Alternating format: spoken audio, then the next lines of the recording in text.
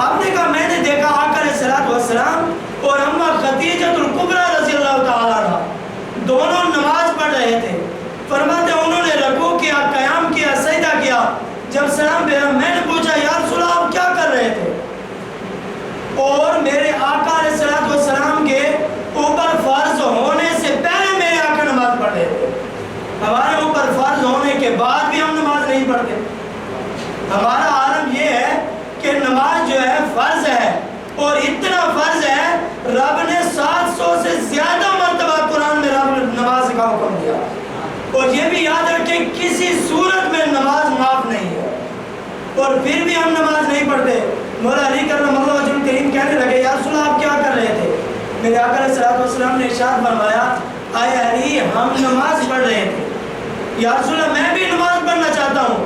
میرے آقا نے کان میں کہا اے علی جاؤ گھر اپنے ابو سے پوچھ کر آؤ کہ اگر تم نماز پڑھنا چاہتے ہو پہلے کلمہ پڑھو گے پھر نماز ادا کرو گے.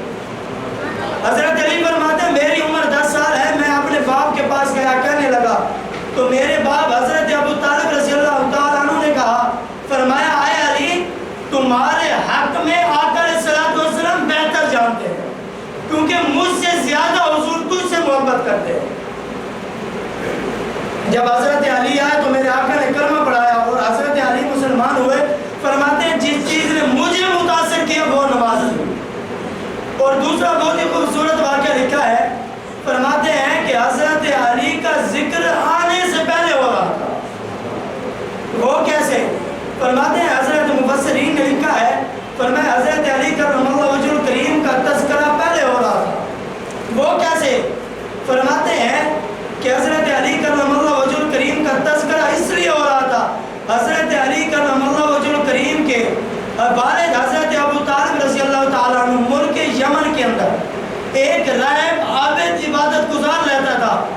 جب بھی وہ دعا مانگتا ہاتھ اٹھاتا یا اللہ مہربانی فرما مکہ مکرمہ یعنی حرم کے کسی نیک عبادت گزار کی زیارت کرا. فرماتے ہر وقت اس کے لبوں پر یہی دعا تھی.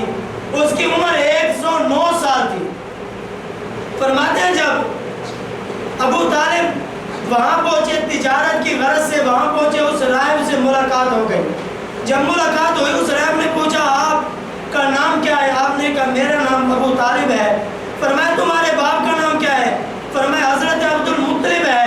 فرمایا کہ کہاں کے رہنے والے ہو؟ فرمایا مکہ مکرمہ کے رہنے والا ہو. فرمایا آپ کا قبیلہ کون سا ہے؟ فرمایا میرے قبیلے کا نام ابو ہاشم ہے. فرمایا پھر آپ مکہ مکرمہ میں رہتے ہیں؟ فرمایا ہاں. جب یہ بات اس راہب نے سنی اس نے کہا میں نے پہلی کتابوں میں پڑھا ہے، فرمایا عبد المطلب کے 2 پوتے پیدا ہوں گے. فرمایا ایک کو اللہ نبوت کا تاج پہنا گا، دوسرے کو ولایت کا تاج پہنا گا. اس راہب نے پہلے خبر دی تھی. فرمایا 2 پوتے پیدا ہوں گے. فرمایا ایک کی عمر 30 سال ہوگی تو دوسرے کی ولادت کعبے میں ہوگی. فرمایا جب اس کی ولادت ہوگی فرماتے ہیں وہ نشانی بتائی. فرمایا پھر وہ آقا علیہ الصلوۃ والسلام کی بارگاہ میں حاضر ہوگا. فرمایا ایک کا نام محمد ہوگا دوسرے کا نام علی ہوگا. پہلے خبر دی جا رہی ہے. تو حضرت عبد المطلب کہنے لگے میں کیسے مان لوں، یہ کیسے ہو سکتا ہے؟ اس نے کہا اگر میری سچائی دیکھنا چاہتا ہے تو بتا کوئی چیز مجھ سے مانگ. حضرت ابو طالب نے کہا وہ درخت دیکھ رہے ہو؟ فرمایا ہاں. فرمایا وہ انار کا درخت ہے، اگر ابھی ابھی یہ تو خشک ہے یہ تر و تازہ ہو جائے اس کے اوپر انار لگے میں انار کھاؤں گا پھر گواہی دوں گا.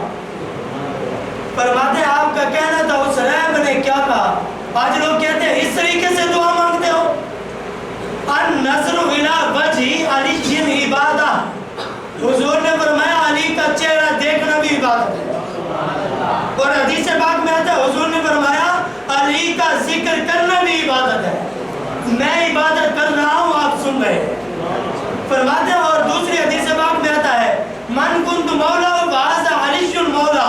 حضور نے فرمایا جس کا میں مولا ہوں اس کا علی مولا ہے، جس کا میں دوست ہوں اس کا علی دوست ہے. حضور نے میرے علی کا ہاتھ پکڑا اسے بلند کیا. فرمایا دیکھ رہے ہو علی وہ ہے. فرمایا من کنت مولا جس کا میں مولا ہوں اس کا علی مولا ہے۔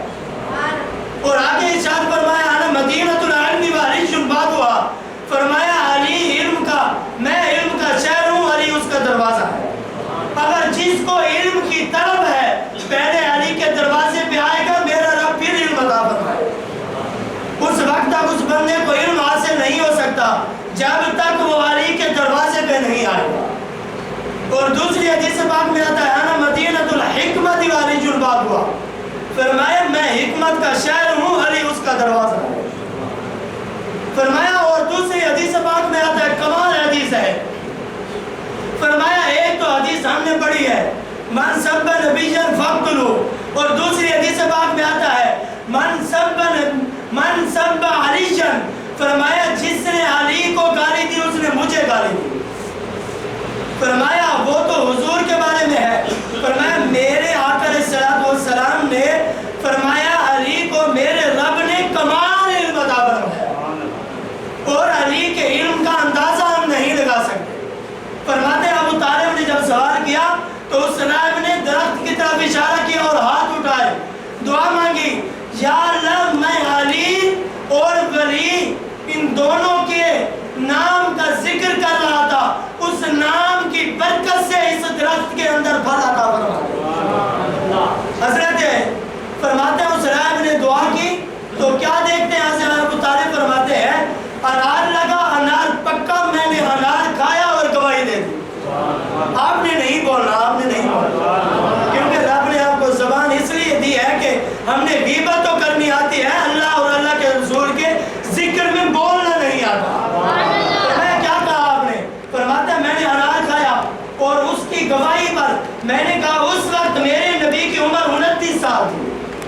اور دوسری بات ارشاد فرمائی حضرت علی کرم اللہ وجہ الکریم کی بارگاہ میں جبرائیل امین حاضر ہوئے، کیا کہتے ہیں اے علی، انسانی شکل میں کہنے لگے اے علی یہ بتاؤ اس وقت جبرائیل کہاں ہے؟ سوال کرنے والا فرشتوں کا سردار ہے، یہاں ولیوں کا سردار ہے۔ سوال کیا جب آپ نے کیا کہا؟ آپ نے اپنی نظر اٹھائی، نظر کا یہ عالم ہے۔ فرماتے ہیں نگاہ ولی میں متاثر دیکھی، بدلتی ہزاروں کی تقدیر دیکھی، نگاہ مرد مومن سے بدل جاتی ہیں تقدیریں، گر و ذوق یقین پیدا تو کٹ جاتی ہیں زنجیریں۔ فرماتے ہیں حضرت علی سے جب پوچھا گیا آپ نے نظر اٹھائی سدرہ تک، آپ نے دیکھا تو جبرائیل نظر نہیں آئے، آپ نے دائیں دیکھا بائیں دیکھا نظر نہیں آئے، فرماتے ہیں بلکہ میں نے نظر نیچے دوڑائی تو زمین کو چیرتی ہوئی میری نظر اندر چلی گئی، میں نے دیکھا مجھے جبرائیل کہاں پر نظر نہیں آئے۔